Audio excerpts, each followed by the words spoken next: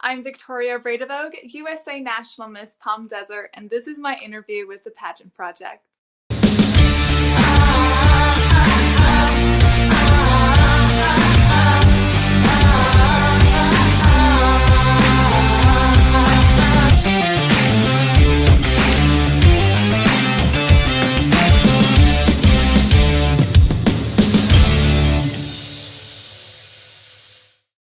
Hello, everyone. It's Adrian from the Pageant Project, and my special guest for today is Victoria Vredevoogd, who is USA National Miss Palm Desert 2023. Victoria, welcome to the show. How are you? Oh, Adrian, thank you so much for having me on. I'm so happy to be here. This is great. I'm doing great. And yourself? I am doing well. I mean, it's 8 in the morning over here in Sydney, Australia. What time is it for you? It is 3 p.m. here. Okay. Hopefully it's For a not too second, early. Are you a morning bird or I like do night owl? whatever the world needs me to do. I will wake up. So I'm not early bird or night owl at the moment. I am permanently exhausted pigeon. Okay, I'm not the pigeon. I'm the one that's in the middle. I haven't been getting the greatest sleep. I'm actually looking at getting like a white noise machine to see if that helps That changed soothe my me to life. sleep. Oh, you I got have one, one do of you? those. I do. I fall asleep to white noise every single night. And my audiobook changes your I lives. It's weird, isn't it? Like some people need complete dead silence to fall asleep. I find it much easier to fall asleep when there's some noise in the background. I I don't do too. understand why. I'll have to get some recommendations for white noise machines off of you when we jump off here. But before, I mean, the first question I have to ask, this is a silly question. How many times have you had to explain to people how to pronounce your surname? Too many times to count at this point.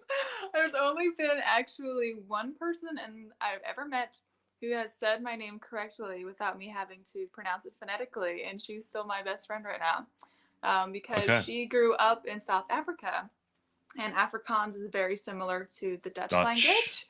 Yeah. So she knew how to say it right away, and I was like blown away because growing up, I was always wondered. I was like, "Is this actually how my last name is pronounced?" Because like I don't really know. It's just passed down from my dad. Yeah. So I haven't met my grandparents on that side, and I've never been to the Netherlands, so I always wonder. But she said it right, so I guess that is the correct pronunciation of my last name. So yeah. Is I guess is it on the bucket list to go to the Netherlands at all, given that your name is Dutch? Yes, I've always dreamed. I've never been to Europe, but I've always dreamed of going to Amsterdam and visiting Holland. And I will one day, hopefully. So we'll see. But I do want to go. Okay, because I've interviewed a couple of Dutch queens, and I was asking them because the stereotypes when it comes to the Netherlands. One is everyone bikes everywhere. The other one is clogs. The other one is windmills, and the other one is tulips. Tulips. Yep, pretty Yeah, much. and apparently the biking one is very very true. Everybody bikes everywhere. But then she was, "Are you a sweets person? Do you have a sweet tooth at all?" A little bit, but not really, honestly. Oh, wow. Okay, that's weird. We should probably dig into that. But she was telling me all about this Dutch sweet, which is called a stroopwafel. That's how good my Dutch pronunciation Stroopwafel. is. What is that? A It- waffle? Or It's a waffle, but it's basically coated in caramel syrup, and you eat it, and you Oh. probably will have diabetes straight away. But apparently, it's delicious. You don't have a sweet tooth. What's wrong with you? You're very unusual in the pageant world. Well, I unusual as a mean, girl. I don't know. Like if you were to put like a piece of cake in front of me versus like literally anything else, like pasta, steak, anything that's savory, I will always pick the savory item. I, Like sometimes I'll want dessert, like maybe, but most of the time, like I don't need it. The only thing that I crave sugary is my coffee. Yeah. Okay. Let's get into this. So, you're an author.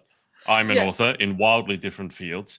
And so, for yourself, given although your book is a lot longer than mine, I mean, size doesn't matter. I think mine was like 10,000 words. Yours is 120,000. Yes. But how much time have we spent? How much time have you spent in a cafe with your coffee writing a book? So for me, I actually did do that. As stereotypical as it is, I just found something therapeutic about getting out of the house. I found it more creative. Take my laptop, get a coffee, just sit by myself, chill out for a while, and then start typing. Are you the same? I'm the exact same way. I Okay. 100% agree. I love going to the coffee shops, and I also like hopping too. So when I was really writing full time, I would start my day at a coffee shop. When I felt like I was getting tired and need a break, I would drive over to like the Barnes and Noble cafe, which Yep. I know isn't in Australia, but Yeah. is like a bookstore cafe right there. But if I'm home, yeah, I don't have like the motivation, I guess. But Yep. when I'm at the coffee shop, yeah, I have my drink. I feel so cute, like got the laptop out, you know what I mean? Like the aesthetics, the music. And I could just type away for hours. Like I would write for hours. So I cumulatively, the amount of time spent in a coffee shop writing was probably days and days and months. Oh, do you think you've made enough back in book royalties to pay for all the coffees that you purchased whilst writing the book? Thankfully, yes, I have. Yay. So it all worked out. Yeah. And thankfully, my sales still are continuing to progress, which is great. I've been able to keep momentum. Of course, you know, when you first publish your novel, you think the peak of your sales is going to be your release week or your release Release. month. Yeah. And it really was, but I actually hit my highest point in sales just a couple weeks ago, which was Oh, really wow. interesting. I was number 11 in fantasy on Amazon, which is like my highest ranking on Damn. the bestseller list. So really Okay. crazy, which is like, what? Because you think it would go down, but the power of word of mouth, the power of social media, seriously, marketing, all of that, But it's I also, I mean, we attribute. have to say the power of actually writing a good book because people wouldn't be reading it if it wasn't a good book. I mean, the book that I wrote's nonfiction. It hit number one on Amazon, but it was there for That's like amazing. it was there for like I think not even a week. It was spike, and then afterwards it was crickets completely. So you can see we can see your book behind you. We've got to say it. So it's A Legend of Golden Yes. Shadows, Yes, and I can grab it real quick. please don't fall off your chair whilst you're grabbing it. Okay.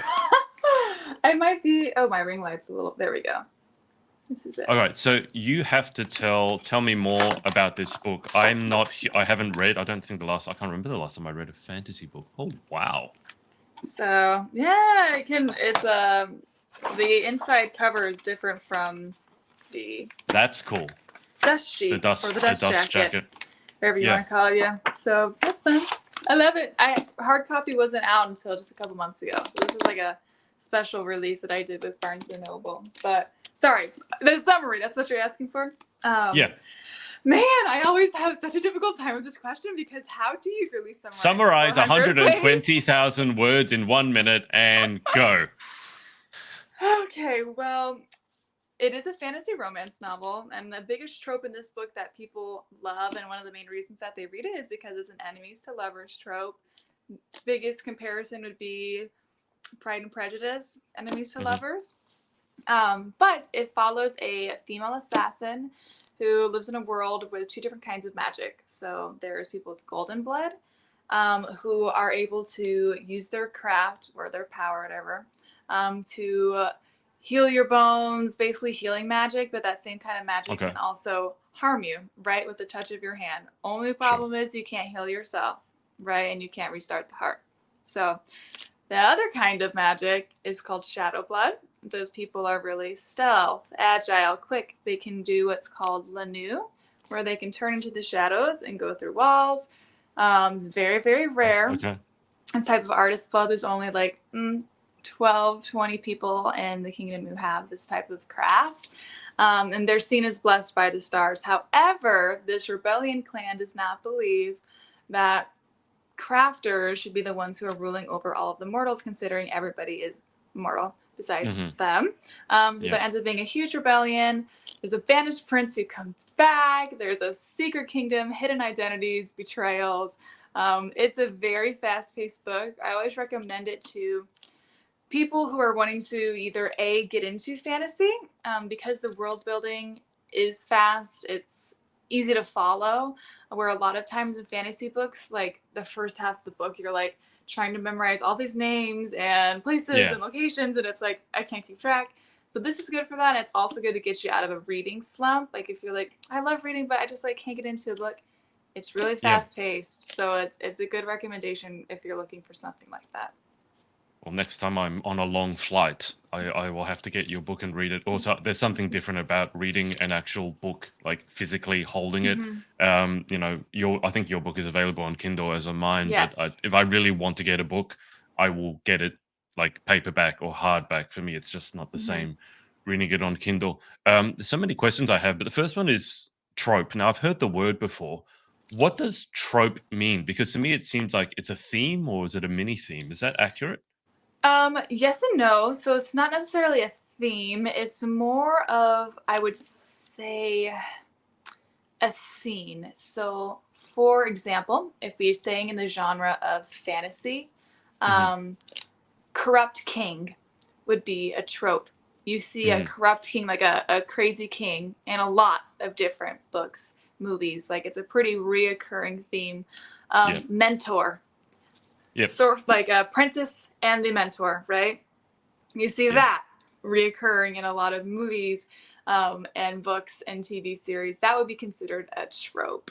Something that, Okay. is, yeah, you can find a lot, but they're not like the same, if that makes sense. But it's like, I don't know. Does that make sense? Like, It trope, does. okay. I'll have to read to find out more. It sounds interesting that when you were describing your book, I'm getting a lot of like there've been a lot of fantasy movies come out. I mean, you've had superhero movies come out. Not that they're really fantasy, but some of them delve into magic. And then you've had Mhm. wizardry movies, obviously magic movies. And then what you were describing, because I do some gaming. It sounds a lot like some gaming worlds, the way Yes. they build it up. And when you were describing like the first clan, the Golden Bloods, I think you said that sounds like Mm-hmm. a healing kind of class, and the other Yes. one is kind of like the stealth and phasing through walls.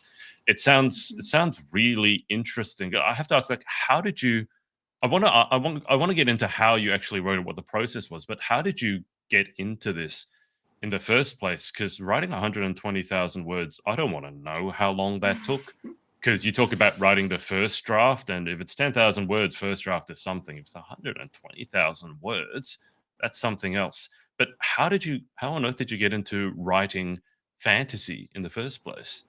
It's interesting. So I've always been a huge reader ever since I Hmm. was 12 years old. Like I fell in love with reading, and my dream was always to be an author. Like, when you're a kid and they ask you, what do you want to be when you grow up? I was like, I want to be an author.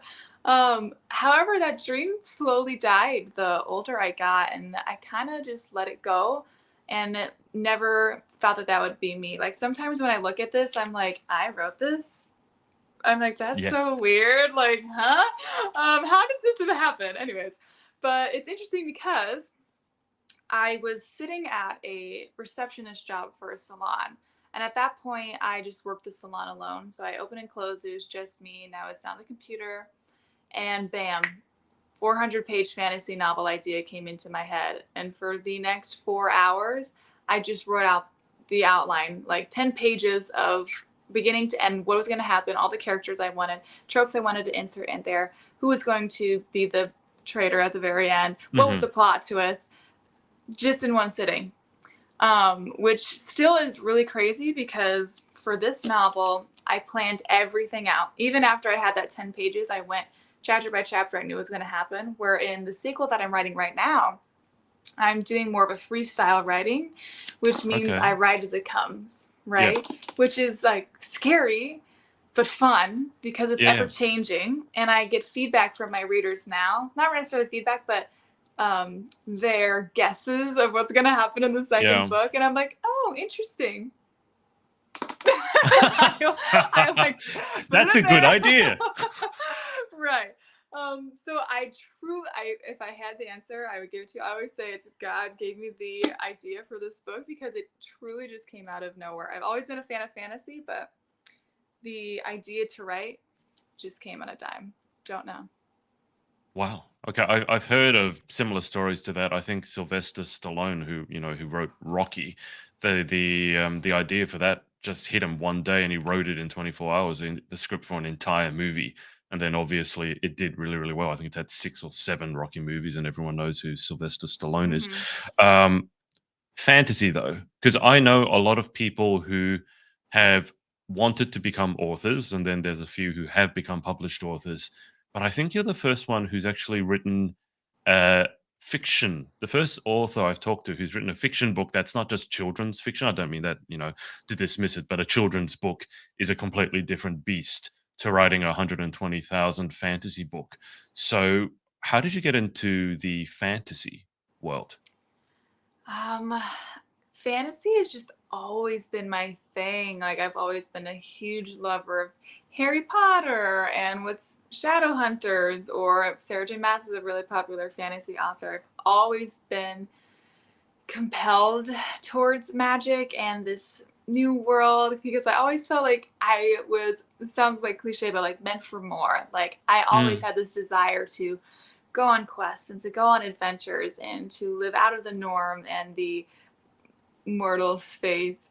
So that is really why, that there is no other reason besides that. I knew that if I was to write a fiction novel, it would be fantasy because that's what I love to mhm. read.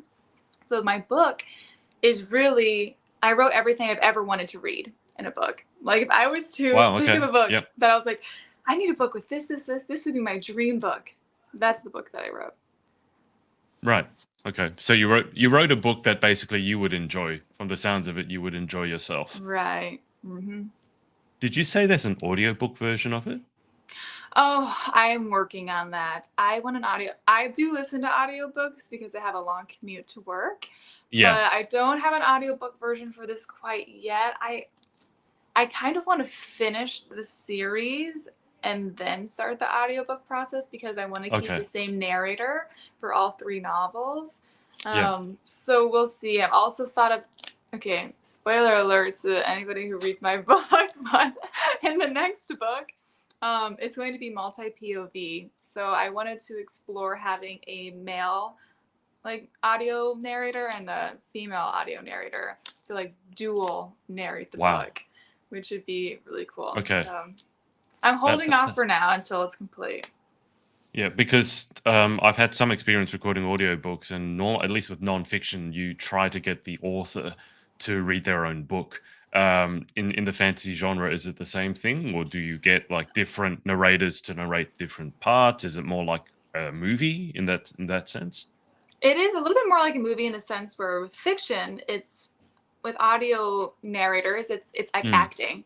So yeah. for every character that is speaking, the narrator has to differentiate their voice just enough to where the listener can know which character is Yeah. speaking, right? Yeah. Which is hard. I thought about narrating my own book and I attempted it and it was terrible. I'm not gifted in that way. I don't have the voice for that.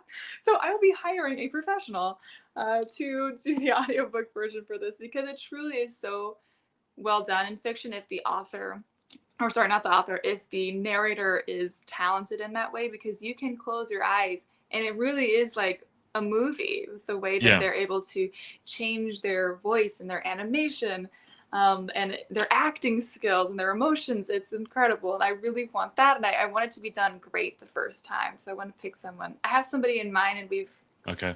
connected a little bit, but we'll see in the future. So it's not going to be you reading it. You're giving that a go, Heck and it's not. no. Absolutely not. I mean, I'm curious as to what happened, because a lot of people think, oh yeah, reading a book is not that difficult. You already pointed out some of the difficulties, but the other thing is, it's actually very tiring to read a book. Like even if you read for an hour, you're constantly speaking, and that's not natural because normally in conversation you don't just keep speaking the whole time. So you can get a bit of a sore throat very quickly. Like vocal fatigue is a real thing. What happened when you? I mean, did you just like iPhone 5 minutes and then go, oh my god, I can't stand the sound of my Yeah. voice? Or did you give it more of the college try, so to speak? It was more of the not necessarily the length, but the changing of my character voice because I was trying Okay. to like, sound like a man in one Oh part, my and I was like, this is giving me the ick right now. I do not sound like a prince. Like this isn't good. So that is what I knew when I listened back, and I was like, wow, if I was listening to this book, I would immediately stop listening if I was the narrator. So yeah. Okay. Then I have to ask, because if you have female and male characters in the book, then neither a male narrator nor female narrator could really effectively do both. Is that why you said you were looking at multiple POVs? Correct. But I have heard there are talented narrators out there that just can do both, and it sounds Really? completely normal. Yes, like Wow. I forget the term for these narrators in like animated films. I know there's a certain term for it, but I can't remember. Yeah, But I'm they are seriously gifted. Like they know how to change their voice completely where it sounds almost like legitimately two different people. wow, okay. It's amazing. But for the next novel, depending on which character's POV that chapter is from, if it is a male character's POV, I would want it to be from the male narrator and vice versa. Okay. How much time did you spend trying to do a prince voice, like a male voice? I'm interested in to know what the preparation for Victoria trying to sound like a dude was, basically. 10 seconds. That was all the time it took for me to know that I am not talented in this category. I didn't need to attempt anymore because I just knew. Okay, I was like, no more of this. I mean, I know that some pageants have talent sections, and I'm just thinking, it could be an interesting talent to go up on stage and basically say something in a male voice. I mean, look, I'm sure your prince is much more attractive listening to that than my princess voice would be. I mean, with my voice, trying to sound like a princess is not going to work. I honestly don't know, Adrian. I might have you beat. It was pretty bad. It was pretty rough. So can you give us a no. I don't even know. I was like trying to do it deep, like there you go. Like I was like I was trying to talk like this, but I couldn't like hold it out for so long because it's so deep in my throat. And it like hurts after a while, right? I was like, how do these narrators do this for hours? Couldn't be me. Could not be me. I just had this image of you like in front of the microphone recording your audio book and then pulling all these like fun like I'm speaking like this and yes, that's literally it. Yep. Okay. All right. So audiobook narrator is not on the cards, but you said you started writing the sequel and you're going about it a completely different way. Now, I was speaking to behind the scenes, she hasn't announced it publicly, but she's writing I think it's you call it fantasy or magic. I don't want to get the two genres mixed up, but she's writing a fantasy / magic book, and she was saying one of the big problems for her, what she hates is when the magic has these rules in it that are all muddled up. So what she really didn't like is you get to the end of the book or 400 pages in, and then suddenly you find out this rule about the magic that these people who are supposedly magic users just didn't know at the beginning. So she doesn't like it when things don't make sense. I guess you could call it plot gaps. Plot hole. That's what Plot it's hole. called. Mm-hmm. Yeah. So obviously when you write the book as you did the first one and it came to you and you can sort of structure it out, I would imagine it's easier to see the plot holes or the plot gaps. But when you're writing the second one, you said you kind of like freestyle. Is it a challenge to make sure you don't have the plot holes? It would have been more of a challenge. I feel like if it was my first book, but since it's my second book and I'm already so well versed in the world and the characters, I don't think it will be as big of an issue.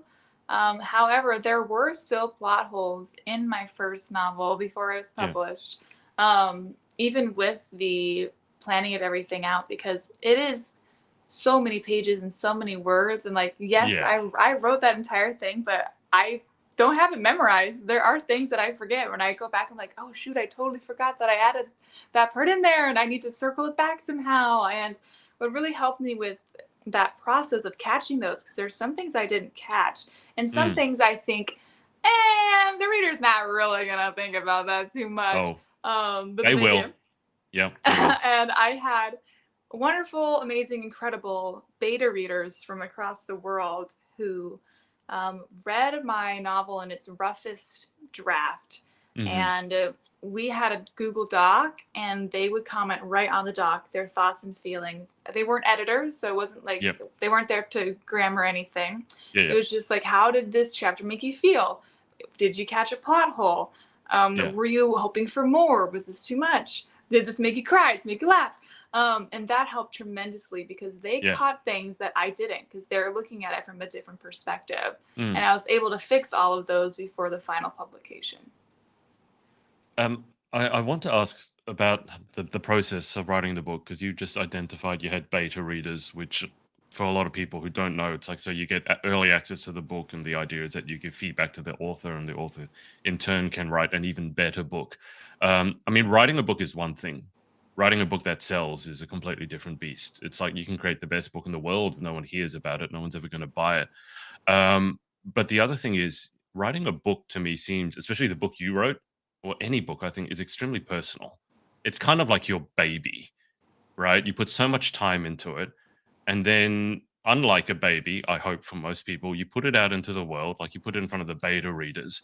And if they're giving you honest feedback, sometimes it can be pretty tough because you feel like you wrote something, you really enjoyed it, and the readers just say, I didn't like this. And then Amazon reviews obviously is a thing. You put your book on Amazon and you get mostly great reviews, and then there's always one person who's just like, this is the worst thing possible. This was stereotyped. This was stolen from somewhere else. They don't get their facts from anywhere, and they just give you a terrible, terrible review. So how has it been putting a work that I imagine is so deeply personal to you and you hold close to your heart? How has it been putting that out in public for people to read, but also to critique? Mm. You know, honestly, I feel like pageants sort of prepared me for that Got because it. in Yeah. pageantry, I put myself out there to be judged. Same thing with this novel. It's a little different because you're right, it's my work and I want it to be so great. And Mhm. Goodreads is like my personal hell. I don't know if you know what Goodreads is. Goodreads. Yes. I don't log in very often, but yes, I know. It is, and that is not a place for the author to be. I think I don't know how many reviews I have on there. Like I don't know, like 600 or something, maybe 700, 800. I don't Yeah. know. I try not to check, but people on there are ruthless Oh, and yeah. say 90% of my reviews are great, right? Yeah. And then 10% I'll have like 2 stars or whatever, and then Mm. 5% or whatever. You know what I mean? And there's like a few people who are 1 stars. I was starting when I first published my novel, and I got like my first couple 1 star reviews. Yeah. It crushed me. Like I thought Yeah. about it for hours and hours afterwards. And what I was doing was I was weighing so much and focusing so much on these 1 star reviews that Mm. these amazing 5 star reviews of people who truly enjoyed my book, who found joy out of reading it, who helped them Mm. fall in love with the genre of fantasy, I was almost disregarding it.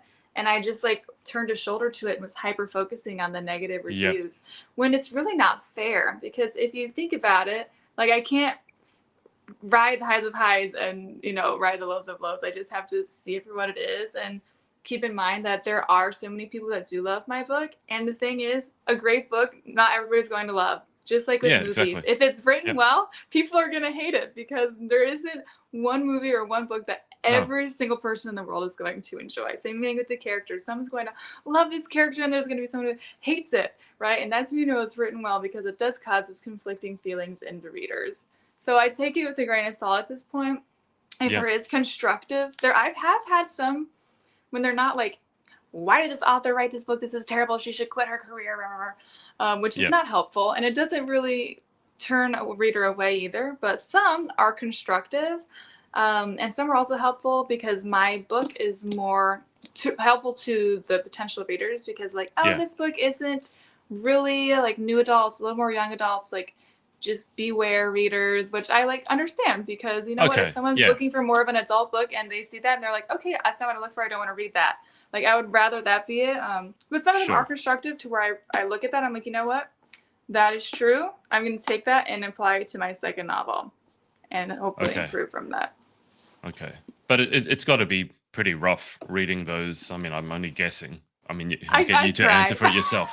Yeah, it's. I'm not talking about the constructive ones. Like similarly to yourself. I mean, I put a lot of stuff and content out there, books, courses, and if someone has a Mhm. constructive criticism, that's one thing. But it's when Right. someone, I don't know if you ever had a review that's like the worst review, like 1 star or no stars, and they don't Yes. write anything. It's kind of just like I wrote a course on publishing a book, and it's got like 95, 96, 98% great reviews, and it's doing Mhm. really well. And then one person, and it's the same as what you said. You get the 1-star review, and you're out of nowhere, and your eyes go straight to it, even though you've got 999 5-star Yes. reviews. And the person just gave it 1 star out of 5, and the comment was boring. Yep. I don't understand critiques like that. I mean, when you read something like that, do you actually think it's a critique, or do you think it's someone who's just, I kind of feel sorry for them, because someone who would take the Yes. time to actually get a book or buy a course and then leave a nasty review that's got no feedback in it other than like boring or waste of time. I kind of feel Right. sorry for them now. I do too. And I always think the same thing when I see reviews like that where I'm like, okay, this and sometimes I'll check their profile and I'll look and literally their entire page Yeah, is just negative reviews. And I'm exactly. like, Yeah, yeah, okay, so they were never going to give me a positive review in the first place. So I'm just gonna kind of disregard this because their yeah, intent is to like be mean. And some people in the yeah, world are just like that. And there's some reviews in my book where people write novels of a bad review, just slamming me personally as an author, not even yeah. like the book itself, but like it's critiquing me as like an individual, where I'm just Great. like who even are you? Like you bought my book. They probably didn't even buy it. They Exactly. probably pirated it off of the internet. Probably. So I'm like, you Yeah. didn't even buy this, but you read it. You sat down and read 400 pages of this book. So clearly it was good enough for you to finish and read 400 pages worth. Just for you to write this thing in, because people are also attracted to negativity. If you think like videos that go viral and Yeah. stuff, it's like things I Negative, the hate about this, controversial right? ones. Right? Yeah, They will, and yeah. people are going to click it and they're going to clickbait it, and that's just the way it is. So it is what it It is. It's part of being an author, right? Sometimes it's good. Like, hey, look, my first negative review. I have the experience of, of the I full experience of being yeah, an author. I just think like I don't know how much you speak to budding authors or people who want to follow in your success, but I imagine you speak to a lot of them, and I think there's a lot of misconceptions as to what it's really like to be an author. I mean, in the first place, to get published, even if you self-publish whatever it is, and that's what I've done, I've self-published. That is no simple feat, and I know because I do courses on how to get published, and even though people will pay me for the course, maybe like 5%, 10% actually even finish the course and then get published. And we're talking children's books here, like 24 pages, maybe 100 words. And it's still difficult for them. And then once you get past it and you're actually published, to even sell one copy for a lot of people, like I think again, like 80, 90% of people never manage to sell a copy.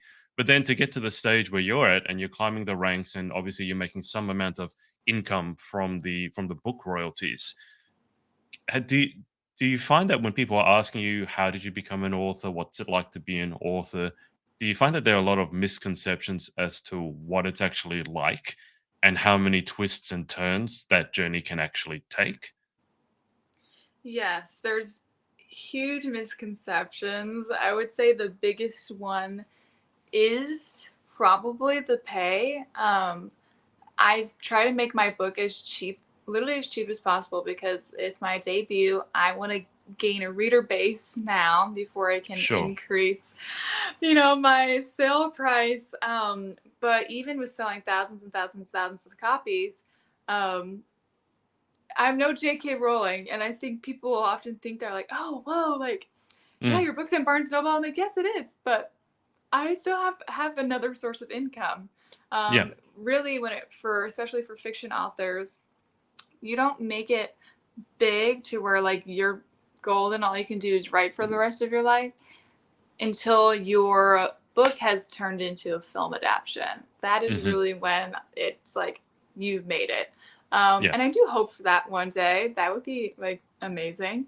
The other misconception, yeah, would be the process. It takes forever, the publication process, and it's not just like I wrote it and here it is, boom, boom, here it is. Like, no, like it takes months and months and months of your own money, right?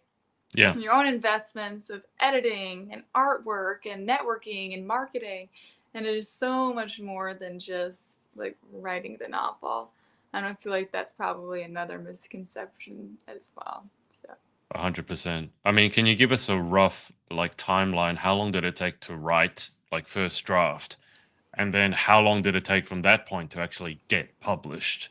So from my very first day writing to the date of my publication was 14 months. Wow. Okay. That's considerable amount of work. And obviously throughout the process you're not getting paid for that. You're probably paying other people. I thankfully had some amazing people who were very generous with me in this process. So my investments weren't overly large into this novel, I would say, compared to Sure. probably most. I'm very lucky, like for beta readers and editors and even artists, which I'm thankful for. But yeah, it is a long process. So how how did it feel when you got published? terrifying. Ab- I was expecting like a absolutely, giant celebration and you're like terrifying. absolutely mortifying. I mean, Mortifying, great. No like one's going to want to become an author after this. It's I terrifying and didn't mortifying. I didn't sleep for like a week because my TikTok following is where I gained my reader base. My book, Okay. novel, and idea went viral on TikTok, and that is where I gained all of my readers.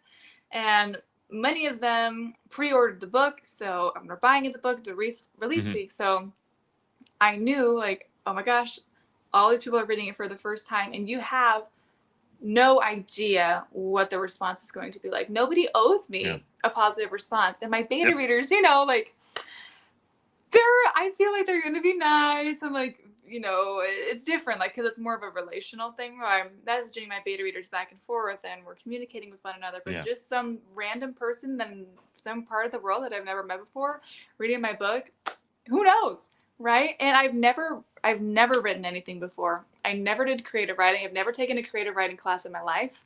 I've never taken. I majored in marketing. I didn't major in English or Yeah. writing. Literally, I just wrote this book because I just wanted to, and so I had no clue. I was so nervous because I had so many people's eyes watching me, waiting to see, will this be her downfall or will this be one of her biggest successes? And I didn't know at the time, and it was terrifying. But how does it feel? I got that. It sounds like that was a rough period of time, just anxiety ridden. But you're holding it in your hand. I mean, did you ever take the time to just look at it and go, "Wow, I'm a published author," and people around the world are actually people who I never knew, right? This is the thing. It's not friends and family buying your book Mhm. to kind of do you a favor. Some random people, like in a Yes. Barnes and Noble, maybe across the world, looks at the cover and goes, "Ooh, that's interesting. I haven't heard of this author before." Turns it over, probably reads the précis on the back and goes, "I'm going to give this a go," and then puts money down and then goes and spends the time to read at least part of the book. Has it ever Mhm. just struck you across your mind like that's pretty crazy? Because it is. It's it's absolutely crazy. And like I said, I don't know if this was before our interview started, but sometimes I look at this and like I just like weird. I like have like an identity crisis where I'm like, did I actually write this? Like this is mine? And it's wild, especially with the readers worldwide. I mean, I have readers everywhere: Germany, Mm, Egypt, Australia, Canada, South America, Mexico, everywhere. And I'll get DMs a lot. I read your book, like it changed my life. I totally connected with Ria, my main character. Like she inspired me to like move on from my trauma, and like she was just such a strong, courageous woman. Like I loved this, and it got me back into reading, and like that makes the 14 months, that makes the bad reviews, that makes all the days where I wanted to give up and just throw this away worth it. When I get messages like that from readers who I obviously don't know and will probably never yeah. see, Yeah. but it makes it worth it. And it encourages me to keep continuing in my writing journey. How many times were you tempted to give up in those 14 months? I mean, there were periods where I went weeks without even touching the book.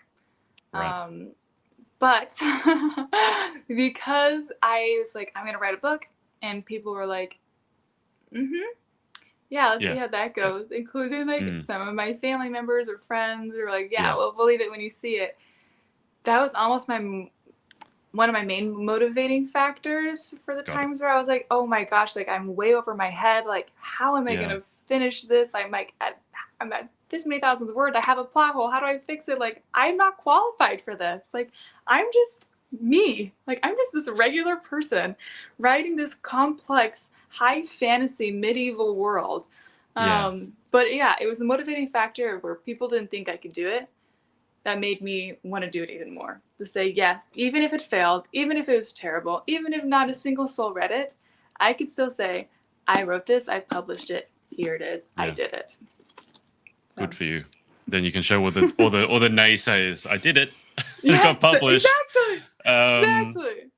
yeah, it's a good way to light the fire under your butt, so to speak. I wouldn't say it's the best, like long term, like motivation is to prove the haters wrong, but it can give a little boost It from does give time a to little time. fire. Yeah, yeah. Now you mentioned TikTok. Now I know one of your TikTok handles is readers are hot. Now Yes. I know that that must be slightly tongue in cheek, but for me there is this. I think there's a preconception that people who read, at least back, because I read a lot when I was in school, primary school, like when I was like 9 or 10, I was reading like Isaac Asimov, and you're talking about like pages, books probably as thick as yours, and I was just devouring them. I'd go to the Mhm. library at lunchtime, and I still had friends, but I would love escaping into a fantasy world and just Yes. if there's something about that that was much more interesting than doing math class, for the 5,000th time that year. But there was this misconception readers are nerds, right? And you can say that Yes. nerd is now cool, nerd chic, exactly, gaming, etc. But do you still think there's out there like a misconception as to people who read a lot uh, are nerds wearing thick glasses, or they're pale and they spend all their time Mhm. indoors and they're not sporty? Yes, and I that is part of the reason why I made that my handle because I had readers are hot before I even had the idea to write a book. That was just my Oh wow, handle. okay. Yep. And before I was an author, like what is it called? Like I can't remember the term, but I was a book talker. So Hmm. I created book content all about my favorite books and reviews and Oh wow, okay, yeah. like bookish humor. And so that was why. And I never wanted to change my handle. People are like, why don't you change it to your first and last name? Like, yeah, Yeah. that's your author name. But I'm like, that is my true roots. Like, I am a Yeah. writer because I was a reader first. Yeah. And I pour so much of my love reading into my writing. And I didn't want to change it. And it's also empowering in that way because, yeah, growing up when I was in middle school, these were my friends. Mm, These were the people that I hung out with. I was not like in these cliques. I was like on online school and I like transferred all the time. And it was seen as weird, like when I would go to it, like it's lunch at school and everyone's eating and I'm reading my you book. got a book. Um, Yeah. right. And it is looked at as more of like a nerdy hobby. Even today, like going Yeah. on dates, like, oh, you're a reader, so you're kind of a nerd. I'm like, okay, if that's what you qualify as a nerd, then yeah, I guess I Yeah. am. But you know what? I'm also hot because readers are hot, all Yeah. readers, because we are powerful and intelligent and creative, and there's just so much more depth to a reader. And I don't know, I think it's an attractive quality to say you love to read books, no matter the genre, whether it's fiction, nonfiction, poetry, anything. Because a lot of people actually weirdly enough, pride themselves on hating books. Like, they're like, oh, I haven't read a book since I was in the fifth grade. And I'm like, am I supposed to clap for you now? Like, what kind of reaction were you expecting from me? But no, and I did want to see as encouraging because, sometimes people think it's weird to nerd out or fandom over certain things. But whatever it is for you, maybe it's not books, maybe it's movies, maybe it's video games, maybe it's sports, Yeah. whatever it is, like you should feel comfortable enough to showcase your love for something to the world, make it public, say, oh my gosh, this brings me so much joy, this brings me community, I can connect with readers from all over the world, and I absolutely love it, and I'm not ashamed of it. I think it's funny when people just assume that going from reading or writing to say that you're a nerd, because we had this, I don't know if you've ever heard this term, but we had this term in school called meatheads, as in your head's made of meat. And that's someone who would play a lot of sport and then would never read a book. And that just immediately popped into mind. If you accuse me of being a nerd, it's like, oh, so you're a meathead. Like you've never read a book, and I don't. I mean, reading and writing, there's something to be said about how powerful it is in the world. I mean, your athletic prowess might leave you at some stage as we all get older, but your reading and writing skills can get sharper and sharper with age the more you do. Readers are hot. I just said, I'm wondering if writers are hot is taken. I mean, you could take that as well. Start up a Maybe second I account. should. Oh, it's actually such a great idea. I have to ponder I that one. Hopefully, it's not taken. Maybe I'll make a no, new one. I think you should. I think you should grab that one as well and start that one, because reading is one thing, and then writing is a completely separate beast, as you well know.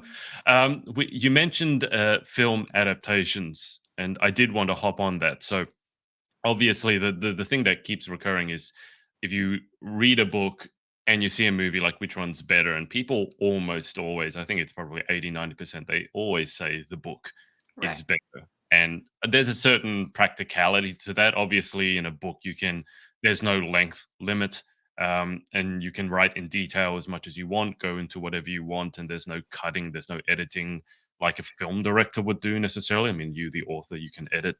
A film adaptation, how far have the cogs in your head been turning, as in terms of that is something that we would like to someday, see, like, not J.K. Rowling, but Victoria Vredevoogd.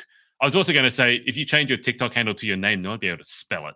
So I think Readers Are Hot is actually a much smarter TikTok handle. But have you ever given any thought to, like that sort of thing? Victoria Vredevoogd Oh presents. my. I mean, that would be the dream. I've gone to bed and I've dreamt about stuff like that. It's hard to imagine, um, but nothing is impossible. And people underestimate the power of readers, Mm, right? Because yeah. readers are the reasons why Mm, books are turned into films. It's because there are so many people who love the novel and push it, right? And so yeah. then a producer will pick it up because there's such a large reader fan base. So I always say, like, oh man, if I had like one of my books or this series potentially, or maybe one way down the road, have the ability to turn into a film, then I would have known I made it as an author because I had so many readers that had my back. Yeah. Um, that would be a dream. And it is easier now for writers to have screen adaptations Mm, because there are just so many streaming platforms and just it's not just the cinema anymore. So it is more, it's very rare, but it's still more of a possibility for me now. And I don't know. I do have friends in the film industry and they are having their first series filmed and produced this summer on a streaming channel called Tubi, which is like mhm. brand new. I think they had it. I know you're in Australia, but they had like this crazy commercial during the Super Bowl. Um, Wow, but I okay. was it's really about connections too, right? So I'm trying to make connections just in Yep. the film industry for when the time comes where I'm like, okay, do I want to proceed and see if I can get this adapted Mm. into a film or a series? Well, I guess, I mean, the question is, what's the worst that could happen? I mean, Right. if you fail, then no one need know, and if you succeed, then suddenly everyone's going to be able to pronounce your last name, unless you decide to change it because no one can pronounce it. Have you given any thought to, okay, the characters in your story, who you would like to play them? Oh gosh, that is a question I've never got before and have never thought Really? about. Really? You Yes. thought of like a film adaptation, a screen adaptation, and you haven't gone, who would I like to No, play? So you because got I a strong think female lead. Like you gotta, yes. you haven't really. Wow. Okay. No, because it's I think about it so far in the future, like 10 years from now, and I just never know like Yeah, but if you keep it, if who you set your intention now, and that but then person the happens to actors cross will your be like path, true. The actors will be a different age. You know what? I wouldn't be opposed to having debut actors. Like nice. there, yes, I would be very interested in that because I would love if my book made it big into a series or a TV show or a Yeah. movie. I would love for my actors to be then associated with this, right? Going forward, oh, that's the actor from A Legend of Golden Shadows, just like when we Yeah. think of like Harry Potter, right? Daniel Exactly, that's Radcliffe. what I'm thinking. Yeah, no one knew who Daniel Radcliffe was, and now he's, like, Right. one of the And biggest movie stars. yes, but he's always going to be Harry Potter. Harry Potter. Yeah, Always. yeah. Um, so that I don't know. I would definitely be open to that idea because I was a debut. I was just this is my first brand new thing. People had to put faith in me when they read this book. I would like to put faith in an actor who is wanting to fulfill their dream as well. I love that because it's like paying it forward, isn't it? Because breaking into acting is one of the hardest industries to break Yes. into. And you're right, Harry Potter made Daniel Radcliffe, Emma Watson, all those people made them household names. I will say it's a bit difficult now for me to see Daniel Radcliffe doing anything else and not seeing Harry Potter like he was in Now You Can See Me. I was watching Now You Can See Me too. I think that's Yes, the name of I the just watched that the other right. day too. I was like, Yeah, I oh was my gosh, watching wait, that. Harry Potter's in Yeah, this. but he's playing like quite an evil, like manipulative Mhm. character, and it's just like, but aren't you Harry Potter? In the back of my head, it's like even though I know it's like that's not Harry Potter, it's Daniel Radcliffe who's an actual actor who's playing a role, but in my head it's just going Harry Potter, Harry Potter, Harry Potter. Why is he being so evil? Like something's gone wrong. I can't believe you never thought of that though. I thought you would have had someone lined up, but I guess it makes sense, and I do love the if you cast someone who's a relative unknown and they can grow with your series, then you can really help them out. I was trolling through your internet, through your social media presence because I like doing research on my interviewees, and I've seen some shorts that you've posted up of your acting. Right, I'm thinking Bonnie and Clyde. Did you do a Bonnie and Clyde short? I did. I did a couple shorts. I was into acting for a bit, and those are my friends who are now getting Right. their Yep. film into the Tubi. It was more of just something that I did for fun and I did to help them out. I grew up Yep. doing acting, more musical theater Hmm. than film, and those film adaptations was my very first time doing any kind of film acting, which is Wow. so different from stage acting, like wildly different. And it is so fun and I love it. But you're right, it's so hard to get into. Like I would Mm. love to do more of it, but Arizona is not the best place for actors. You got to Okay. be in like LA or Yeah. Atlanta to really like have those opportunities. But Mm. they're so fun. And I mean, if I lived another life in a different dimension, a different world, maybe I would chase that. But I don't know. For now, it's more just like a hobby for me. Would you put yourself in your own film adaptation as a cameo, like a Stan Lee? Oh, yes. Yes. That I have thought about. That I have thought about. Okay.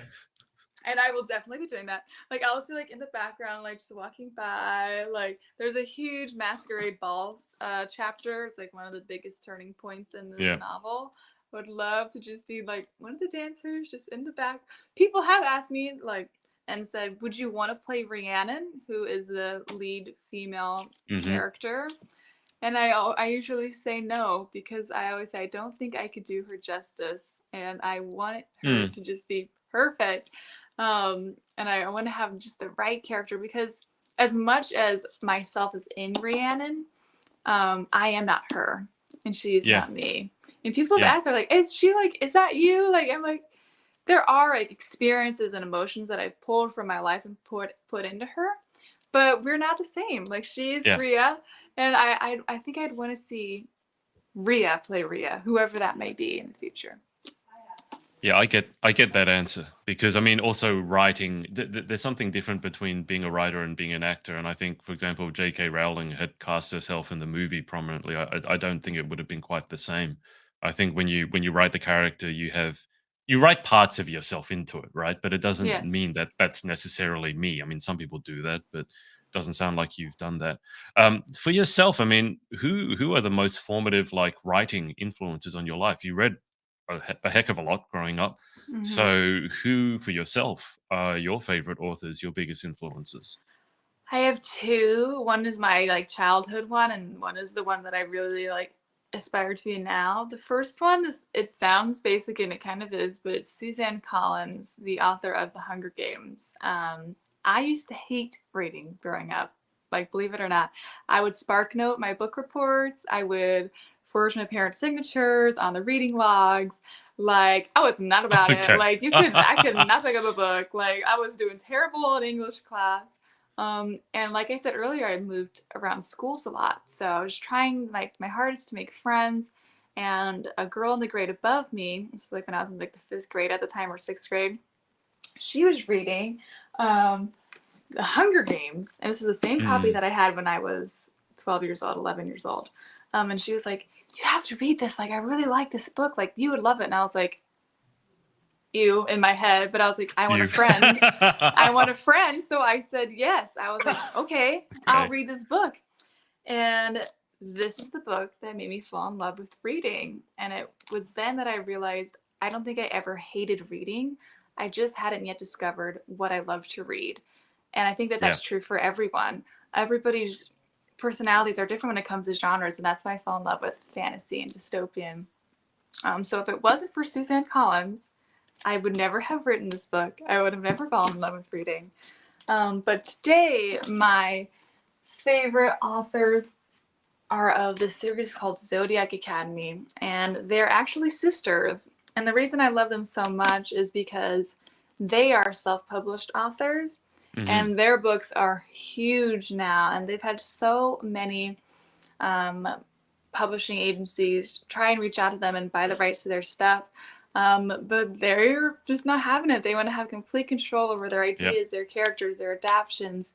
And I really like look up to that. And they have this Yeah. incredible Facebook reader group, which I'm a part of, where there's like 70,000 people in that group, just in the Wow. group. That's not counting the people who've read their books. And all they do is write.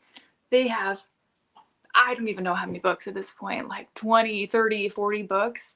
And it's inspiring because I remember when I saw their novel before mine was published, when I was just thinking about writing, I never thought it was possible to see my book in Barnes and Noble as a Mm, self-published author. But I remember I walked past and I was like, is that Zodiac Academy? Because I had read that before and I was like, Zodiac Academy and Barnes and Noble? How is this possible? It's self-published. And it was because their name got so big, right, that Barnes and yeah. Noble then purchased them. And the Yep. same thing's happening with my book in TikTok. My book is in Barnes and Noble now because of that. And it was just very inspiring to me. And I would love to have a committed, amazing fan base that these two women have created with their style of writing. And I pulled a lot of, it's different. This is very different fantasy. This is low fantasy. So think modern day, where mine is Hmm. medieval, high fantasy, whole new earth world. But I did pull a lot from their novels and in the way where they write from first person POV, just like I do. And they inspired me a lot in just the way that characters think and operate. And they're incredible. I just love them. And they're authentic and real in the things that they post. And they're just regular people who are making entire worlds out of nothing from their brain. And it's inspiring. So I love them. Those are my Cool. two authors. I'm Caroline Peckham and making. Suzanne Valenti. Sorry, I should have mentioned Caroline Peckham and Suzanne Valenti. I love the fact that they're making the world a better place. I mean, that's the thing, isn't it? You're a writer or an author, and then you create this world, and people want to escape in it, and they're happier when they escape into the world that you created, and that's saying something. Because bringing joy to anyone, no matter what you're doing, is saying something. I do find it somewhat ironic that you hated reading so much growing up, and now Mm-hmm. you are an author. That's slightly Yep, ironic. it is. My 4th grade teacher never would have thought. Never would have thought. And they say Americans don't get irony. This is just a silly, a quick question maybe, but the title and the cover design. I find it one of the most exciting parts of writing a book is what you're going to title it, and then the cover Mhm. design. I do nonfiction, but for a fantasy book, I have to imagine, and obviously you can answer for yourself, but I have to imagine the cover for a fantasy book. I don't know how many edits or how many sort of concepts you have, but obviously you'd want the cover to Right. evoke some sort of feeling. It's not just a sterile, like non-fiction business Yes. book. And then you went the extra, which I really love, by the way, the dust jacket Thank being you. different to the actual cover, because I didn't even know that was possible. Doing self-publishing, I don't think I can do that. It's either on the dust jacket or it's on the cover, but they have to be the same. So what was the process for the title, and then B, the cover? The title I thought of the very first day I had the idea for the book. Nice. And it's interesting now when I'm writing book 2, not a clue. And I've thought about it, I'm like, I don't know, like, what am I gonna do? Do I keep the same like structure? Like, but the reason I had this, I have the title in the book, like written in there, like towards the end of the book. So when Mhm. people read it, they're like, oh, like Ah, Legend of right. Bush, you know what I Yep. mean? But the cover itself, I wanted it to be different and eye-catching to where a lot of young adult fantasy romance novels typically have people on the cover. Mm, Say like someone with like a oh shoot, do I have an example? Sure, let's take this. Right, here's a classic example of a young right. adult fantasy, like people on Yep. the cover, like very just dramatic, and I wanted something that was like, what does this mean? Why are their Mm, hands here? Right? What are these like? Well, they're golden shadows, but what are these like golden swirlies everywhere? And these stars, like, what is? There's just hidden messages in the cover. I have a very, very talented friend. Her name is Caroline. And I had this vision. I was like, I really want like these, which is Rhea and Bennett, like their hands reaching towards each other, and I want this. And she actually sketched out the most beautiful cover. And it was, I wow. saw it and I was like, yes, that is exactly it. Yeah. Can I please use this? Yeah. Yeah. And she's like, please, please do. And so then I took her like rough sketch idea and brought it to a professional digital Yeah. artist who's Yeah. then able to take that and create this. So I'm hugely jealous of people who can do that. Like the artists, like when they can just sketch something and they bring the idea you have in your head and you've been straight like, I can't draw to save I my can't life. Like, either. like stick figures is a big push Yeah, for me. same. But when you tell someone and they just sketch it and you're like, oh my God, like how did you do that? I can't, like I'm very jealous of that. I am too. Um, but it's interesting because your cover to me, obviously it's a bit more esoteric or a bit more like you don't have people there. So it's more about like evoking feelings, I think. And for me, two hands reaching for one another, but they haven't touched, they're still separated. I think that evokes a lot of interesting emotions because I think it's all that, reaching for someone that you care about, but they're just out of reach. And that I think that cover is more thought provoking, perhaps, than just putting someone on the cover where it's a bit more obvious. It's like your imagination can do more work. It can fill in the blanks, sort of the vaguer that you leave it or the more clues you leave behind. I mean, I really love that cover. And I say that as someone who's not huge into like cover design, because as I said, I have not an artistic bone in my body. But whoever your friend is, the artistic one, uh, get yeah, get them a beer or Yeah. buy them lots of coffees or something because that's someone that you want to hold on to. Because I mean, the Yes, professional absolutely. artists respect obviously their skill there, but for me, I think art's always in the inspiration, the creativity. Same with the idea for your book, right? A lot of it comes down to how good is the initial idea that you have, and I don't think I'll get your input on this. People talk about scheduling writing time, right? And the way to get a book done is to sit down at the same time, write. Now, I think once you have an idea, that's one thing, but I don't know if you can schedule creativity. And You I can't. like there's 50-50 on the divide. On some people say, yes, you absolutely can. You just sit down and eventually something good will come out.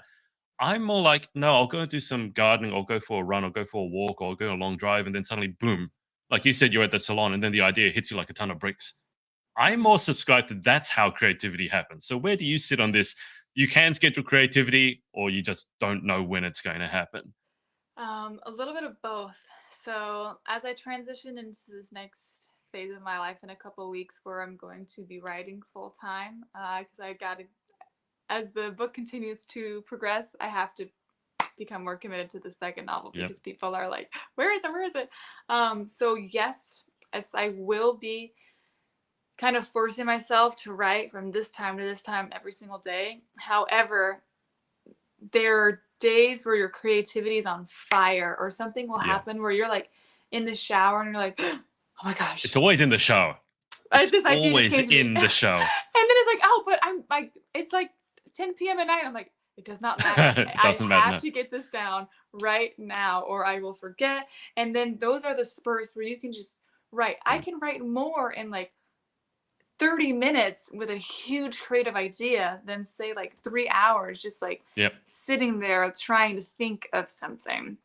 So it's like both. As a full-time writer, you kind of have to, Of but course. Yeah. your best writing comes in those creative sparks.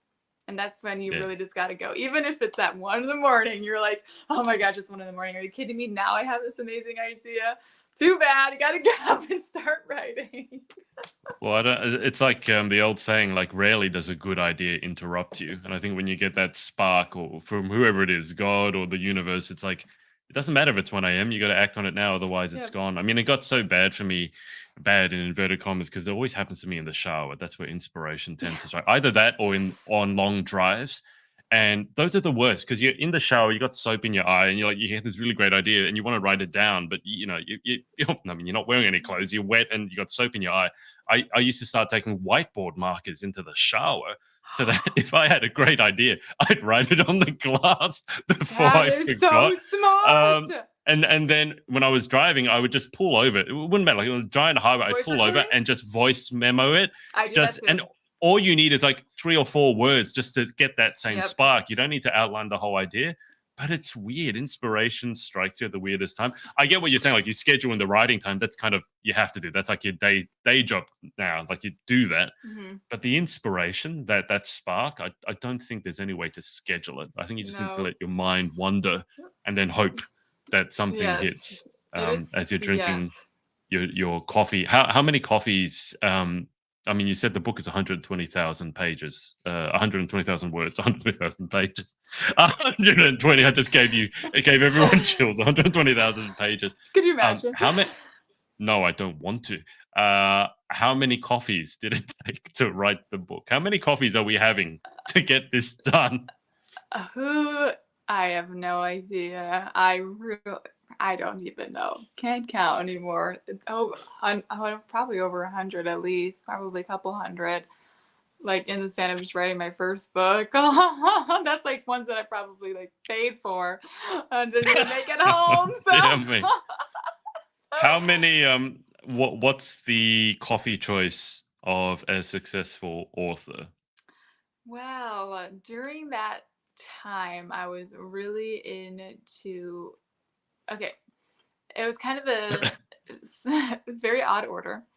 It was 4 shots of espresso over ice in a venti cup with this cold foam on top. That was what I ordered from Starbucks. That was like my go-to drink when I was first writing this book. But now I kind of like to explore, and I love drinking something different every day because I feel like drinking something different, ordering something different, going to a new coffee shop, all of those things, changing your environment, and sparks creativity. Yeah. So sometimes I'll drink matcha, sometimes I'll drink chai, sometimes I'll drink iced tea, hot coffee, lattes, whatever. I like everything. So it's whatever I'm really in the mood for that day. I'm kind of happy that you moved away from the 4 espresso shots because that just sounds like a heart attack waiting to happen. I don't know. How quickly can you type after 4 espresso shots? I mean, come on, it's just like this. The caffeine, it's interesting. At that time, that didn't really affect me. It was like drinking water. I just thought it was so tasty. But maybe it was the adrenaline I got from the espresso that made me just write my book for hours. That's a slightly worrying sign if 4 espressos doesn't give you a kick in the pants, so to speak. Something has gone very, very wrong there. I'm backed off of caffeine since then, though. I'm backed off. That's probably a good thing, just so you have some longevity in this field. You don't burn out too early. But I mean, we should mention the fact that you are doing a pageant. We've spent over an hour discussing your book, which I don't regret at all because I think pageantry really is where you go to show off who you are, and obviously writing is who you are. You are an author. I don't know, first and foremost, you're many things, but obviously that's part of your identity. So that's fine. But UNM, Palm Desert, 2023. I looked at the dates today. You guys are competing over the 4th of July weekend, so that's something. But you spent a decade in pageantry. So how did you get? This is normally the question I lead off with. I normally hit it by about the second minute 2, and we're now like 1 hour and 10 minutes in, and I'm finally asking about pageantry. How did you get involved in the world of pageantry? I begged my mom for years to let me compete.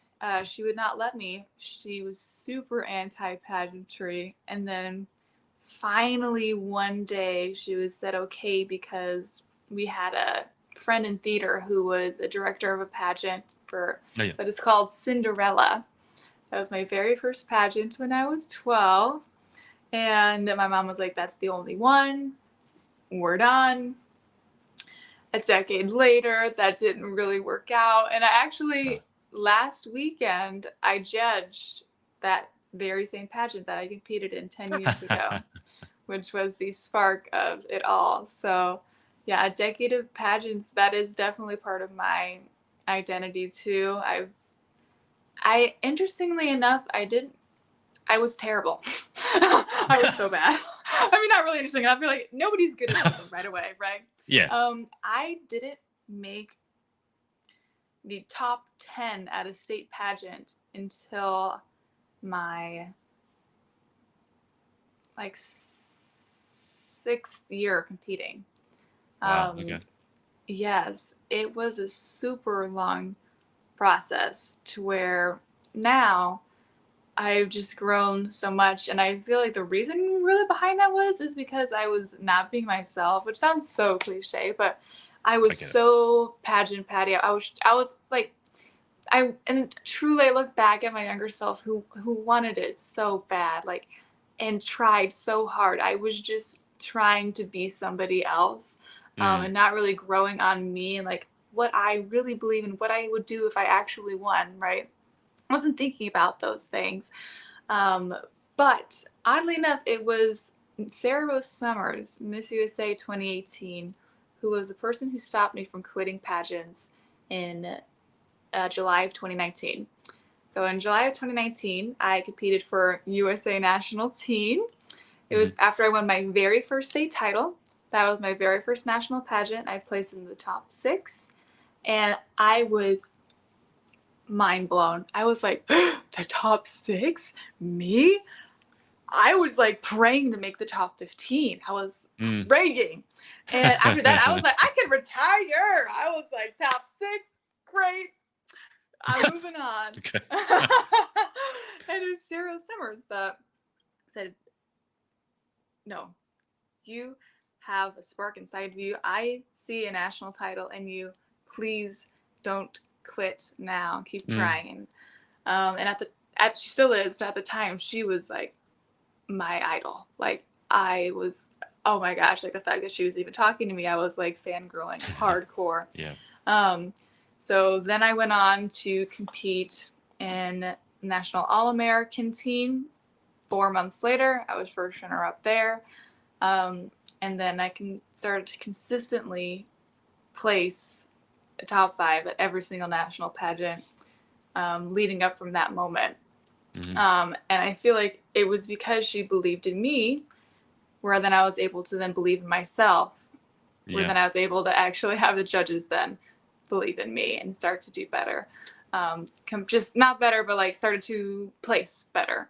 Yeah. And it was because I was missing that spark. I was missing Victoria, and now I can Mhm. compete as her. And I still have that dream. Sarah Summers saw it in me. I still see it in me. It has been my 10-year dream to be a national title holder. I pray that it is my time as a multi-national runner-upper. I consider myself the president of the runner-up club. I know my time will come. I cannot give up now. Like 12-year-old Victoria, I cannot let her down. I've come too far. I got to see this dream come to fruition. Even if I'm competing in Mrs. Senior pageants when I am 70 years old, I will win a national title one of these days. Like I cannot give up. That is my pageant journey history. Why that was kind of a long answer, but just some background Oh, as I to love it. what my pageant journey has looked like. So Yeah, I don't think we're going to need to wait until you're 70 somehow. I think you'll either see your name up in lights with a film adaptation, or preferably but or have a national title long long before then. Um, I mean, one of the questions people love to ask, judges love to ask, is, what are your plans with the title? And for most people, especially if they have a 9 to 5 job, it's like, well, I'll be working my job. Obviously, I'm busy doing that, and then on the side, you'd be doing a lot of advocacy, etc., etc., etc.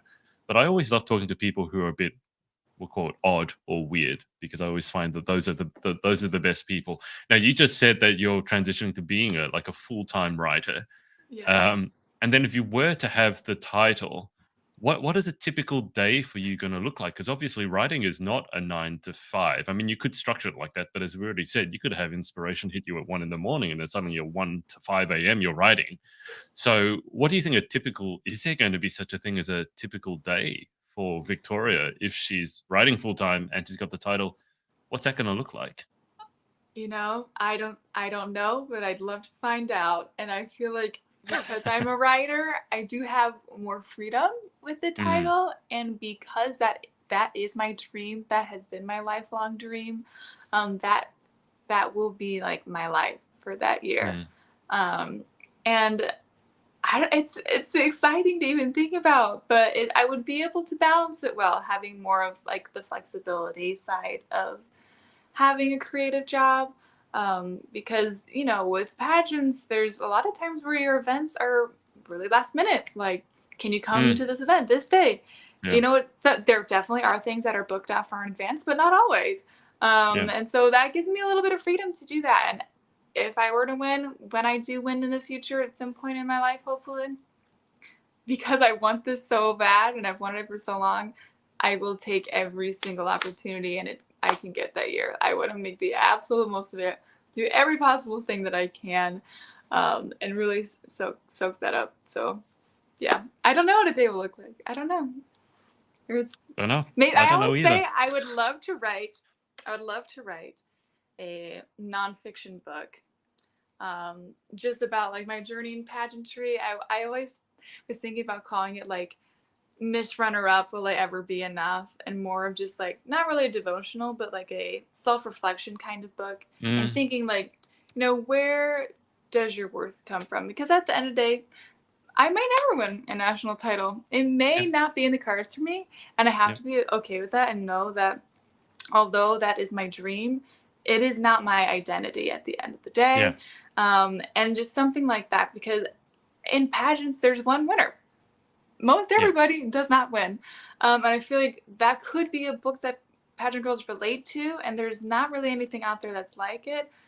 Just like a sense of encouragement, something not, 400-page fantasy novel, but something just more from the heart and something more like a reflection kind of book. But that's just something that's been on my mind. So maybe I could do some kind of writing as well, in addition to being a national title holder. Who knows? That'd be interesting. I mean, it's obviously in what you've been doing. The theme that I'm seeing, it's persistence. I mean, you've been doing pageants for 10 years. That's a long time to keep going without having the title, and yet you keep doing it, and then getting to the point where you're a published author. I mean, you and I both know that takes a lot of just persistence. Multiple times when you go, oh, this is not going to work, I can't do this. And sometimes it's very difficult to get help as well, because you can feel quite alone, because there aren't that many people out there trying to do what you're doing. But you persisted through that and became a published author, and now you're going into your second book and transitioning into full time. So I think that's really exciting. I mean, in terms of what judges look for and directors look for, they want someone who isn't going to quit and take the easy way out at the first hurdle. So I think you've definitely proven that. But Thank I you.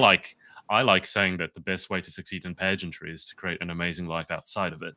And Mm, I love well the said. fact that you're so enthusiastic about what you do. I mean, we all love seeing someone who loves what they do. Um, it's silly, but I interviewed someone who's a cadet, so in the Air Force over in the Mhm. UK, and she was talking about how to polish her shoes. And it's this really in depth process as to how to do this, how to buff, how to apply. And you think, oh, that's so silly. But I love it because it's someone who's so good and spends so much time mastering one niche niche. And then I put that on TikTok and Instagram, and it's had tens of thousands of views. Wow. Just That's people, and amazing. she's just talking about how to polish shoes. But I think there's something, people are fascinated with someone who masters a craft, no matter what it is, whether it's pageantry or writing a fantasy book or whatever it is. So I think that's really, really exciting. How are you? Obviously, you've had a decade's worth of experience. So coming up in just over 2 months, how are you feeling about the prep? Are Yes. you feeling centered? Do you still get jitters? How are we feeling? There's definitely a sense of pressure coming back as the first runner-up. I feel like that's true for anybody. Yeah, Because it's, you either win or you do worse it's than you did worse the year than before. before. Yeah, yeah, So there is that sense of pressure, but there is also like a overwhelming sense of peace that I have going into this pageant that I did not have the year before. The year interesting. before, I almost didn't compete. Right, My wardrobe was borrowed. My head was not there, not in the game. Um, and I don't know why that is. I don't know what happened. It wasn't really until like maybe like a couple weeks before where I was like, oh my gosh, like I gotta get my game on. Like I just yeah. wasn't there. And it's interesting because like that has been my passion at that point for like 9 years. And I was like, Mm, I don't know. I guess there's phases in life, and exactly. that was one of mine. So coming into it this year, um, I know that my heart and soul is really into this, and it's there and it's ready. I've never felt more ready for this. I have my dream wardrobe actually here, not borrowed. I'm at a stage in my life where like I know I can handle it. I have all these plans. So I feel as good as I can go into it. Obviously, you never know. But I feel hopeful. I feel ready, Hmm. and I feel genuine excitement, which is something that I was missing last year, Yeah, and could have been, the reasoning between like everything I say it happens for a reason and is planned out, yeah, right? And that could have been my reason why, and can encourage me now to be an example of trying one more time, right? And going after it again, and being truly there, like in your heart, knowing like this is what you want. So maybe that was why I did not win. And reflecting on it and looking back, I'm happy that I didn't win that year, because during that phase of my life, I just was not, my head was not there, was not ready. hmm, But now, I can truly fully appreciate it, and I just beaming with excitement at the thought of it, and I'm hopeful and excited. So, yes. sounds good. Excitement is definitely preferable to nerves or apathy. So Yes. I got that. Um, Sounds good. It's just 2 months away. So yeah, gonna look at it with excitement. We should probably do the final 10 questions. Otherwise, I'm going to be sat here talking to you for forever. I mean, I love the idea of writing a book, and that's why we spoke for over an hour before we actually got to the topic of pageants. But just before we do the final 10, is there anyone that you'd like to give a shout out to for supporting you along your journey? Oh, well, I have to give a shout out to Bailey Guy, who I think actually gave me a shout out in her interview with you. She's who I would say my pageant bestie is. We bonded over ice cream in a hotel room after NAM Nationals one year. Jacqueline Thomas, who was Miss Arizona 2019, my biggest pageant, not even my pageant, I would say just my biggest mentor. Kristen Dalton Wolf, huge mentor on my pageant journey. Jackie B. Watson, huge mentor, and Kayla Watson, huge mentor in my pageant journey. There's so many, like, just in the pageant realm, those are the four that come to mind. But I've had incredible support throughout these last 10 years. Truly, like, it is mind blowing, and I feel overwhelmed with love. Like, no matter what happens, like in any pageant, I can go home and feel like, wow, I had a group of people that had my back, that are proud of me no matter Mm. what. And that is special, and that's something that I don't want to take for granted. So I'm very thankful for the support that I have. I don't want it to just necessarily be pageant shout outs. So, in terms Oh, of people who have read your book, for example, do you have a oh message for gosh. your do you have a message for your readers? Oh, my readers, I love you so much. You guys are all hot. You guys are amazing. You're intelligent. You're beautiful. You guys truly are like, you're like my family. I have a Discord with all of my readers in there, Oh yeah, and cool. they are. I always say my readers are the best readers. I'm a little biased, maybe, but I would not be here transitioning into being a full-time writer if it was not for my readers, and that is truth. It is because of them that I am able to do what I love. So I thank you for that. I need to get your book and I need to join your Discord. It's not very often Yes. I hear the words Discord server in a pageant interview. If I say Discord, people are like what? This Discord? And it's like yes, it's a thing. I have Discord on all the time. As I said, it's a bit of gaming and it's very convenient to communicate with a Yes. fan group. But okay, yeah. I need to get your book and join your Discord. You need to see if writers are hot. The handle is taken. I think that's your homework from today. But let's zip through these final Let's do it. 10. I'll zip So through and I will have not super long answers because I keep rambling a little bit. So sorry. no. It's because I kept you on because I keep asking about different parts about the book because I'm genuinely fascinated by it. Having said that, I do think we're going to set a record for my longest ever interview. But that's Oh my gosh, but I feel so honored right now, though. Like, that's kind of an honor. Well, I Thank still you. feel like there's more things that I want to ask you about as well. It's not like I'm struggling to think of things. It's like, yeah, I still want to ask you more stuff. But anyway, maybe we need a part 2 after you become the next Yes. J.K. Rowling or the first Victoria Vredevoogd, or if you Oh, change I your name love to. it. Okay, final 10. Number 1, what is your favorite word? I love that facial expression. You weren't expecting that. Word? What is your favorite word? Goodness. Probably Feel free to look magical. behind you. Magical. Yes, because that can be used Okay. in so many different experiences in your life and can describe so many different things. Magical. Number 2, what is your least favorite word?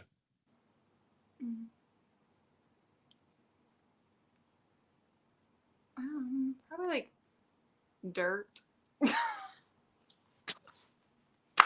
I don't know. That's what comes to mind. I'm just trying to think of what's on the top of my head. I'm just gonna roll with it, okay? When you get a chance, look back at the interview at this point and watch your facial expressions as you're thinking of the word. That's the funniest part of the whole thing. Number 3, in life, what gets you excited? What turns you on? Creativity. Creativity in any fashion. Any fashion, whether it's writing, reading, even my poor attempts at art, poetry, music, anything creative, any of that. That gives me excitement, that gives me hope, that gives me fulfillment, anything creative. Number 4, what turns you off? Ooh, comparison and competitiveness and as to a certain aspect where it's like, I always like to say just because she's winning doesn't mean that you're losing in like most cases of life. So yeah, the comparison aspect, because it's always a thief of joy. I don't like that. I don't like when people compare themselves to me. I try not to compare myself to others. Life's not a race. We all have different stages of life where we're at, so there's just no point. It's the thief of joy. I do love that saying. Don't say it enough. Comparison is the thief of joy. Number 5, what sound or noise do you love? I love sounds and noises. There are so many. I'm like super. I don't know if this is weird or appropriate to say, but I love Please don't say ASMR. ASMR. I live for that stuff. Like, oh no. There's like a channel on my Snapchat where it's like just like sounds of like soap cutting and like slime. I love slime. I love white noise. I love the sound of water. I just love sounds. Like there's really not a sound that I don't enjoy, honestly, unless it's like bloody murder screaming. Probably not that. Well, I'm hoping that you don't hear that very often. I had a Thankfully, friend I who don't. I had a friend who kept getting me to, go really close to this mic because I got one of these podcasting mics over here, and she always wanted me to go close to the mic and whisper into it. I just found it the strangest weirdest, because it would come into her ear in a certain way, like, oh my god, like I can't do this. That was during COVID when no one had anything better to do than listen to strange noises. That is when I first started listening to ASMR, was during COVID. It's probably why. There you go. But now you're hooked. Number 6, what sound or noise do you hate, or is there one?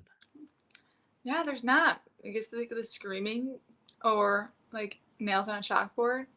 But other than that, I do enjoy sounds. I do. Okay. All right. I believe you. Number 7, if you could have any one superpower, what would you pick and why? Teleportation. Teleportation, without a doubt. I love to say that I love to travel. I just don't have the opportunities to do that. And with teleportation, hello, I could just be like, goodbye. I would be in Australia. We can just do an in-person interview right now. Without a doubt, I would do that. Without a doubt. That is why. So I could see the world. And like, I would love to be able to like touch somebody and they could teleport with me and we could go together. That would be kind of cool too. Thought you were gonna say I can touch someone I don't like and just teleport them to the moon or something. I was like, I don't mind. Bang, you're gone. This 1-star critic. Bang, bye bye. Enjoy the moon. Enjoy Mars. See you. Who needs Elon Musk? That's the best. Okay, from now on, I'm changing my answer to that. Okay, that is just like a side aspect to my superpower. I don't like you, and I don't like you. Boom, boom, boom. Boom, boom, boom. No, I love when I ask that question to someone and there's no hesitation, and you can just tell they put way too much thought into what superpower that you didn't even hesitate. I barely finished the question. You're straight.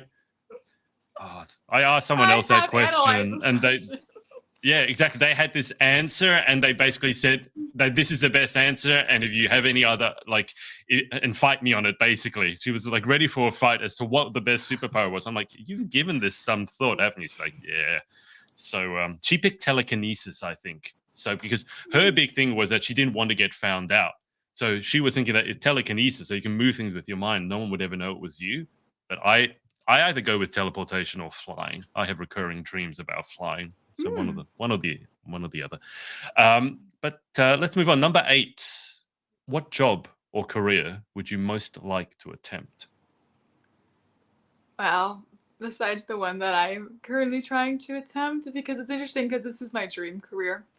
It is, yeah. It is. I am trying to live my dream career.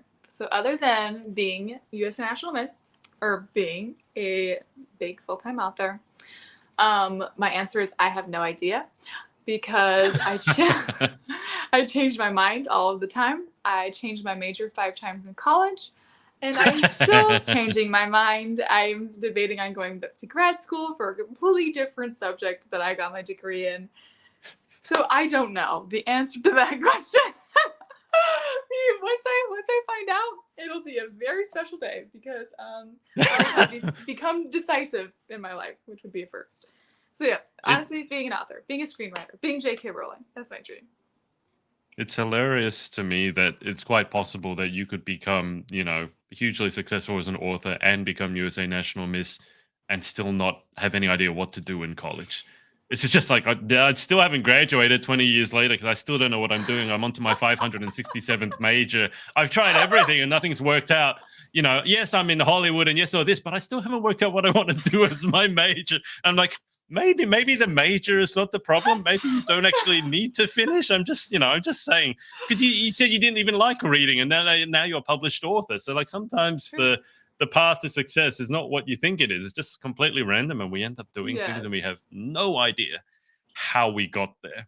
But how many majors? 5? So 5. I did graduate. I graduated with my degree in marketing, but I changed majors 5 times throughout my duration in school. And now you want to go back and do another 5? Like, you do 9 and you get the 10th one free, or? No, I want to go back for my graduate degree, which would be a 2-year program. Right. Okay. Yep. That's quite a few majors. Number 9, what job or career would you definitely not like to attempt? Ooh.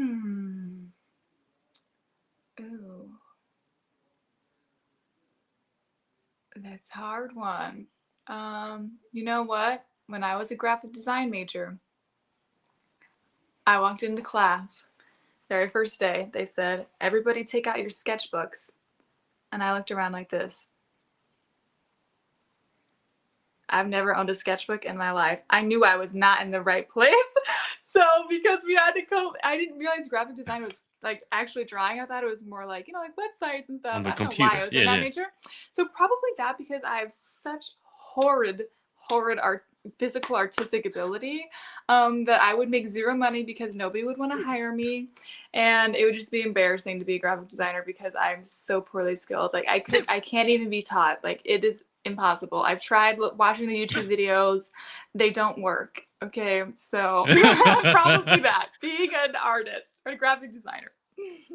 The YouTube videos don't work, or you don't work. I mean, there's a difference here. What would the book? The YouTube videos. What would the cover of your book have looked like if you had to design it yourself? It would look like a book that was never sold. That would be what it would look like. Because hands, I gotta say, you had the idea. Hands are not the easiest thing to draw. I mean, nothing is easy to draw for me, but they're not the easiest thing to draw. So like a stick figure hand and stick, and then like a sun in the middle or something. I just said it with words. I didn't even attempt. I was like, okay, Caroline, this is what I'm thinking. Can you like design this and try and draw it? And she just did, because she's super talented and amazing. I can shout out her too. She's not pageant girl, but she is a big supporter in my writing. Well, that's all that matters. If she's supporting you and she's a human, give her a shout out. Final question. If heaven exists, what would you like to hear God say when you arrive at the pearly gates? Well done. Very nice. Random bonus question. Which Harry Potter house are you in? I am in Slytherin. I'm a proud that's the same Slytherin. as me.